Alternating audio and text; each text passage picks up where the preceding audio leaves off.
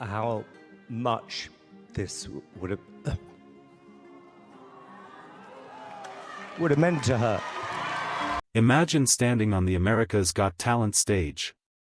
The crowd's on its feet, but your eyes are on Simon Cowell. He's not clapping, but he doesn't need to. When Simon looks moved, leans back like he's been hit by brilliance, you've done something rare. That was Courtney Hadwin in 2018. Just 13, she blew everyone away with her powerful voice. Simon took her under his wing, and with his label backing her, Courtney seemed destined for stardom. But things didn't go as expected. The fame, the lights, the support, they all faded. What happened? Where did it go wrong? Today, we're diving into the rise, fall, and unexpected journey of Courtney Hadwin. Where is she now? Let's find out. Childhood just a kid. Simon Cowell always says he never cries. He's the tough guy who's built stars, crushed dreams, and done it all without batting an eyelid. But the first time he heard Courtney Hadwin sing, he almost shed a tear. While Courtney's journey on the outside seemed straightforward, the reality couldn't be further from the truth. And it all began with America's Got Talent. But before we jump right into her AGT experience, let's go over Courtney's path to the show. Courtney was born on July 6, 2004, and grew up in Heselden, a small former mining village near Hartlepool in County Durham, in northeast England. She was raised by her parents, Paul and Anne-Marie, alongside her younger siblings Paul and Melissa. Like with many talented young singers, music was woven into Courtney's life early. She began singing at home when she was just a child. And as she grew, she started to dabble in musical theater and then explored her voice through covers. But it wasn't until she watched Connie Talbot on Britain's Got Talent that her dream to sing seriously began. According to Courtney, she began singing properly at around age 9 or 10, and by 11, while attending Heselden Primary School and shortly after enrolling at the academy at Shotton Hall, she performed during a lunchtime open mic singing "Say Something" by A Great Big World and Christina Aguilera. That video was uploaded to Facebook and quickly went viral locally. Classmates were surprised by her vocal prowess, and many immediately urged that she explore her soulful power. And she made sure to do what she was told. After all, she loved singing and writing songs. Courtney's granddad would later share that she began busking in local spaces to help pay for singing lessons and cover family travel costs. Although she didn't make much, she was able to take lessons at multiple local academies, including Shotton Hall Theatre School, Peanuts Master Classes, Kate Sir's School of Music, and Vocal Ovation by Julie Miles. But it wasn't until 2015, when she appeared on Teen Star UK in Newcastle, that she battled in her first notable competition.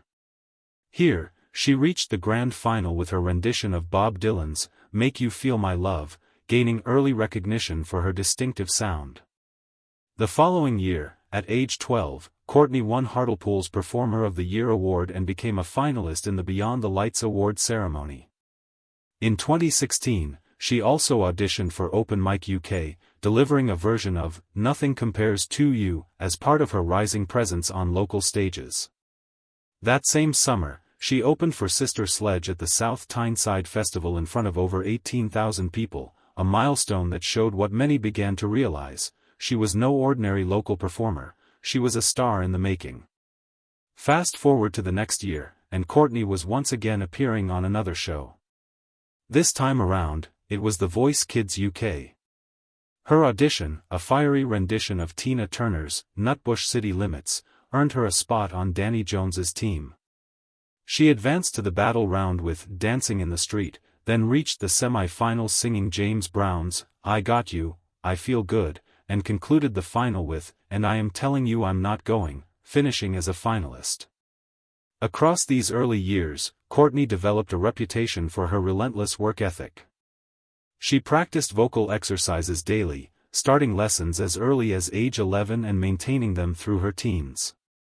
These foundational years, rooted in her small village origins and bolstered by open mic nights, competitions, and live performances across northern England, shaped not only her performance style but also her resolve to succeed.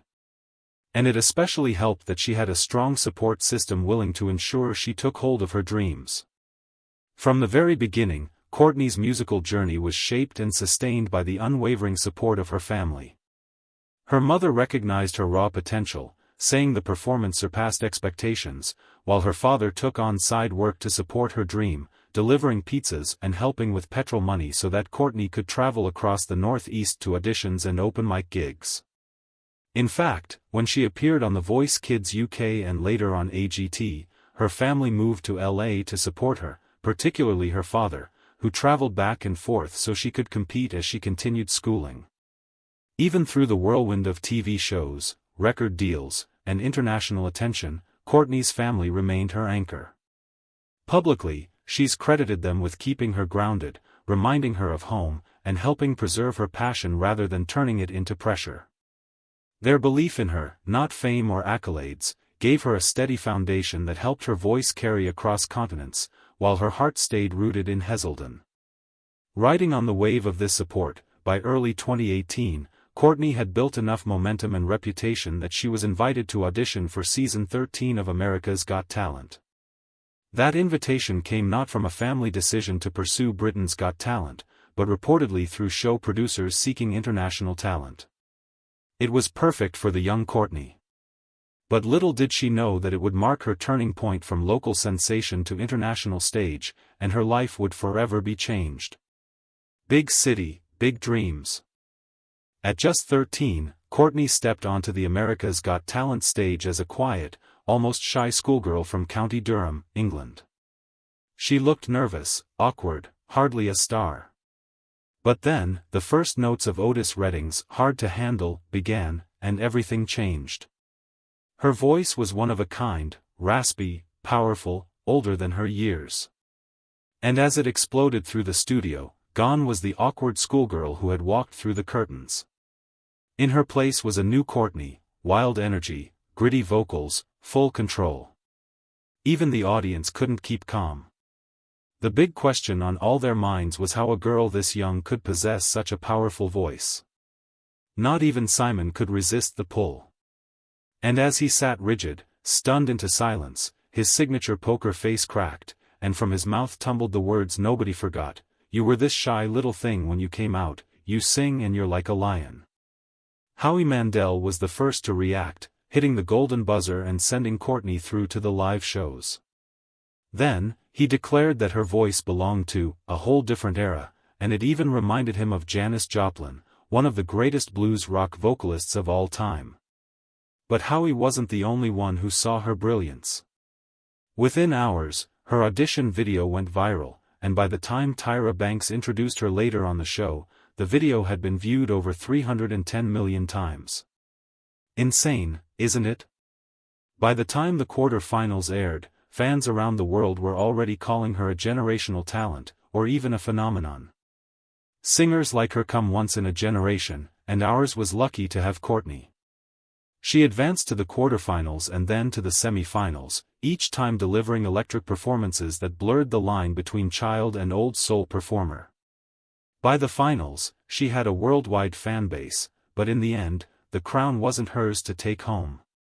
She placed 6th overall, a result that genuinely surprised many. Still, AGT was her breakthrough. It introduced her to an American audience and gave her a global platform. She later returned to compete on AGT, The Champions in 2019, but by then, her trajectory had already shifted. Although it wasn't his golden buzzer that shot her through to the live shows, Simon had something more exciting up his sleeve. Shortly after the 2018 live shows ended, he signed her to his label, Psycho Music, in partnership with Arista. And just like that, 13-year-old Courtney was on her way to becoming a music star. But navigating fame and fortune is easier said than done. And for a 13-year-old, the pressure of the industry soon became too hot to handle. Everyone wanted a piece navigating fame. It was mid-2018, shortly after Courtney walked off that AGT stage under a hail of confetti. The world already had her in its gaze, but the industry wanted more than just a viral moment. They wanted a star. Instant fame followed pretty quickly. Her audition played on talk shows and streamed across news segments around the globe.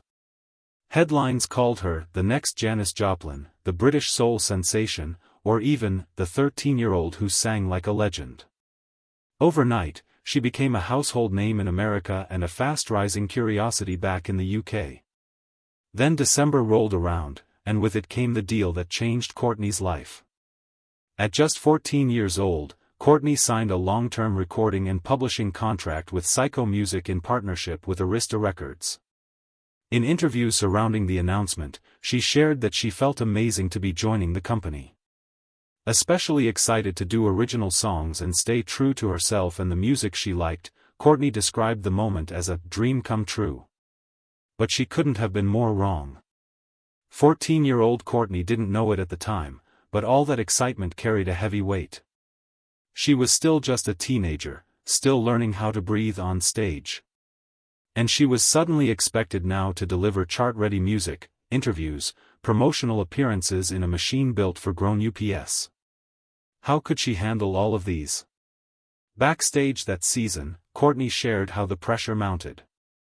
She needed to perform, to close the show, to bring energy, not just once, but every week. And even though Howie's support kept her grounded with his cheers fueling her passion further, the nerves threatened to overwhelm her. Behind the cameras, record executives began positioning her as a brand. They pitched her sound, her image, her stage persona. The comparisons to Janis Joplin were compelling, but also a trap. And just like that, Courtney felt torn between the artist she wanted to be and the product she was expected to become. At 14, she entered studio sessions with songwriting teams, producers, and industry managers, all steering her toward a polished pop-soul crossover. Courtney, however, was still finding her voice, literally and artistically. She later described feeling that people around me were telling me what I should sound like and who I should be, and how she lost control of her path as her early teens passed by while she was in studios. It was exhilarating and exhausting. She was traveling between the UK and the US, expected to record originals, shoot promotional materials, and stay media ready. For a teenager still living at home, it was too much. It all felt surreal and isolating. And even though YouTube comments and fan messages praised her raw energy, beneath the praise, Courtney was quietly struggling to feel in charge of her career. And yet, the early buzz was relentless. Critics marveled at her energy, her stage presence, and her voice's mature grit. Producers labeled her a force of nature. Rolling Stone-style UPS praised that she came in like a storm. Still, in private moments, she admitted feeling like a character being directed, even when performing original songs. She described dozens of writing sessions where she had to bend to themes or sounds she didn't fully believe in. Pretty soon, she found herself asking, "Is this me? Or is this what they want me to be?" Fame had arrived fast, and it felt heavy. The world saw a star in the making, but Courtney felt like a teenage girl caught between her own emotions and the pressure of endless expectations. It was that tension that set the stage for what came next. Too much, too soon. Fame is great. It's wonderful even. But imagine you're a teenager who's not even legal yet, navigating the confusing world of the music industry.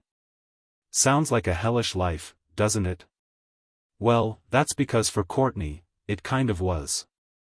Don't get her wrong, it wasn't like she didn't enjoy the life or the seeds of her hard work and everything else that came with it. It was just too much, too soon. Pretty quickly, Courtney's world became a whirlwind the moment she joined Psycho/Arista. In the blink of an eye, her life revolved around deadlines, meetings, and recording sessions, not songwriting on her terms, but a rigid assembly line built to manufacture hits. And for someone who'd found joy in the seemingly little things like creative control, all of these felt overwhelming. Like we've mentioned over and over again, she was only 14 and already, she found herself in back-to-back sessions, expected to deliver polished pop soul tracks within tight timelines. A typical day could start with breakfast in the UK, meetings with label execs by noon, and a long haul to a US studio by evening. Those sessions often included multiple producers who would pitch beats, hooks, and themes that Courtney didn't necessarily connect with.